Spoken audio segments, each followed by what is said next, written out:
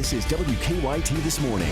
Good morning to you as we are counting down to a brand new year. We welcome you into WKYT News. I'm Bill Bryant. I'm Rebecca Smith. It is the last day of 2015. There you go. Yay, right? It's exciting times with New Year's Eve tonight.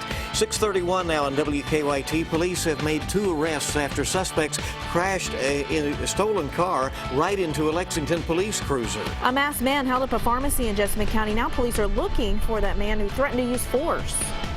We have 30s outside this morning, a couple of 40s down toward the southeast. It is on the chilly side of things. We get in towards your afternoon, mostly cloudy skies. 39 degrees is going to be your high. We head off into the night, and it gets even colder. I'll talk all about that forecast and break it down for you coming up. A lot going on early this morning. It was a long night for Lexington police after an officer's cruiser was damaged in a crash. They were able to arrest 2 people, including a man who had been shot and then bitten by a police dog. But this morning, a 3rd suspect still on the run. WKYT's Victor Puente is live with more news on this from overnight. Police are still searching for the 3rd man involved in this case. They say one of those other 2 men accidentally shot himself while running from police. It started on Terrace View when they say they identified a stolen vehicle and tried to pull it over. They say the driver refused to stop and struck a cruiser while running from them. That officer wasn't injured, and the supervisor called off the chase, instead setting up a search of the area. The car was spotted on Red Mile Road, and the 3 men inside took off on foot when police tried to stop them. They say those men took off running across the Red Mile racetrack. They caught one of them at Curry Avenue in Angliana. Canine units tracked a 2nd person, and police say as they went to arrest him, he wouldn't show his hands, and they believed he may have been armed, so they released the dog on him, and that dog bit him. They say when they began searching the man, they found that he didn't show his hands because he had shot himself in the hand and grazed his stomach. He told them where he'd hid that gun, and they were able to find it. And police are still searching for the 3rd person from that car. They haven't released the names of the 2 men who were arrested or the charges that they're facing. Live in Lexington, Victor Puente, WKYT. New on WKYT this morning, police in Jessamine County are looking for a masked man who robbed a Kroger pharmacy. That happened at the store right near the Fayette County line. Police say a man wearing a surgical mask handed the clerk a note. That note said the clerk had 30 seconds to put bottles of oxycodone in a bag or someone would get hurt. Investigators took the surveillance video from the store for evidence. Also new this morning, 2 people had to be rushed to the hospital after an overnight crash in Estill County. It happened on Winchester Road north of Irvin. Police say the driver lost control and crashed into an embankment. 1 person was taken to UK hospital after being helped out of the car.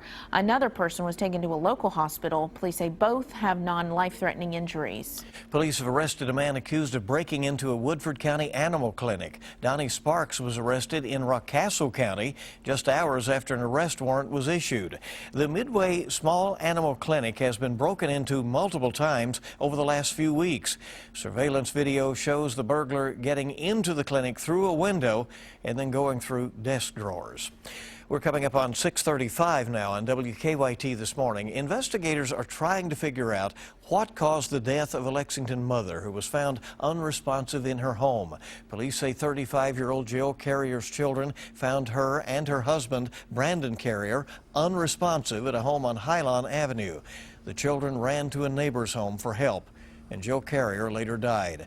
Her mother says Carrier's children lost their father about 5 years ago. And this happens to their mother, so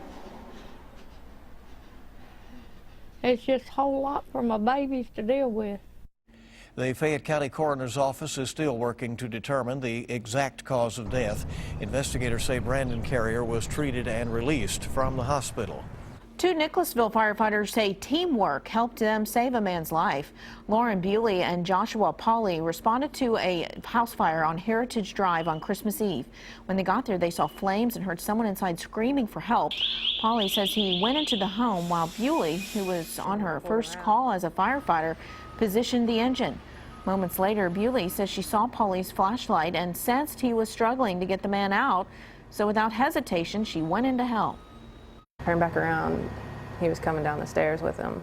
So I really just helped carry him finished carrying all the way out. I was spent.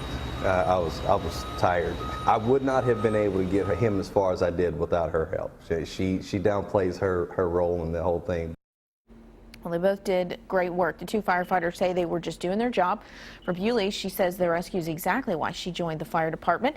As for the man who was rescued, they say he was conscious at the hospital, but they were never updated on his condition. Well, it's good to know they're both on duty there in Nicholasville. Well, no convicted felons had their voting rights automatically restored before Kentucky Governor Matt Bevin rescinded an executive order by his predecessor. A Department of Corrections spokeswoman says that 180 applications were under review to make sure that they met criteria in former Governor Steve Beshear's order. The agency was in the process of determining eligibility when Bevin issued an order rescinding Beshear's order. Bevin said that felons who want their voting rights restored would have to apply to his office on a case-by-case basis. With the global threat of in New York's iconic Times Square, the NYPD says 6,000 police officers will ensure it's the safest place to ring in the new year. A highly trained and newly formed counterterrorism unit will also be on patrol. Leave the worrying to the NYPD. People should feel safe this New Year's Eve because we're there. More than 1 million people will attend the country's biggest celebration. Not far away inside a new operations center in downtown Manhattan, officers will monitor thousands of camera feeds. On the ground, radiation detectors will be deployed along with bomb-sniffing dogs. Police helicopters and snipers will also keep watch from above. In Las Vegas, where hundreds of thousands will party, preparations included stocking ambulances. Along the famous strip, 1,000 uniformed officers will be on patrol. Overseas authorities in Belgium are also on alert. In the capital city of Brussels, the annual fireworks display has been canceled after the arrest of 2 men this week for plotting an attack. Tourists vow to not let it dampen their night. The thing is, you can't let people like that dictate, your lifestyle and your choices. So is it a threat? It's a threat anywhere, but it's not going to change my plans. Here in the States, officials say there are no credible or specific threats against celebrations. Don Champion, CBS News, New York. Well, in France, where an ISIS attack killed 130 people last month, about 60,000 police and troops will be deployed across that country today to make sure celebrations are safe. Some in Paris have been scaled down as a result.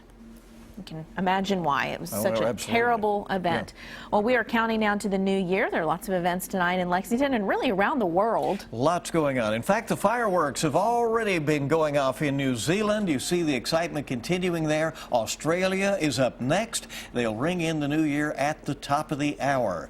Back home, police are hoping to make sure that you enjoy tonight responsibly and safely. Let's go to WKYT's Michelle Chamberlain live in downtown Lexington with some tips on that. Michelle? Now remember, while you're out celebrating tonight, Lexington police will have extra traffic patrols out just to keep an eye on people driving under the influence. And you know what? We're only 18 hours away from bringing in a new year, and if you're looking for fun things to do, there is plenty to do here downtown. A lot of the bars are offering parties, and the hotels are having packages which include live entertainment. The Grand Reserve is having its first ever New Year's Eve masquerade ball, which will include a nationally known DJ. The Lexington Philharmonic will be having a concert at the Lexington Opera House. There's even an event at Manchester Music Hall and the Red Mile. Now, state police will have checkpoints set up throughout the state, so you're asked to plan ahead, plan responsibly, and do not drink and drive. Live in Lexington, Michelle Chamberlain, WKYT. And have a good time, but again, be safe. That's the most important thing. That's the word. This would be a good way to start the new year by, of course, hitting the jackpot. And, well, it didn't happen last night. It would be nice, wouldn't it? Dare to dream. The numbers keep going up. No one hit all 6 numbers for last night's Powerball drawing, sending the jackpot now to $334 million.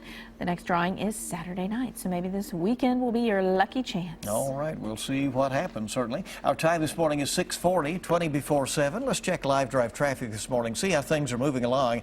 After today, then we get into the holiday and the weekend, and a lot of folks will be back at work on Monday, so we'll have a significant change in the traffic pattern. Back to normal eventually. It's been a little quiet here for the last couple of weeks or so. Looking right now at normal traffic flow in and out of Lexington and throughout the region. No reports of any major problems anywhere right now. We'll look at our drive times. It's a quick ride in from Nicholasville, also from Georgetown and from Paris, Winchester, and no problems at all. People able to make good speed in this morning from just about anywhere. Now, it's interesting that Mount Sterling is showing 68. People are just below the 70-mile Oh, so right they're in going there this slower, morning. huh? No, they're okay. It's pretty high average speed. They're Oh, is very it? close to Is the it lemon. now? There you go. Wow, Mount Sterling. Keep Whirling it safe, Sterling. guys. Yeah, that's right. All right, good to have you along on WKYT now at 6:41, and more news is on the way. Coming up on CBS this morning, Bill Cosby's day in court. What's next after his indictment?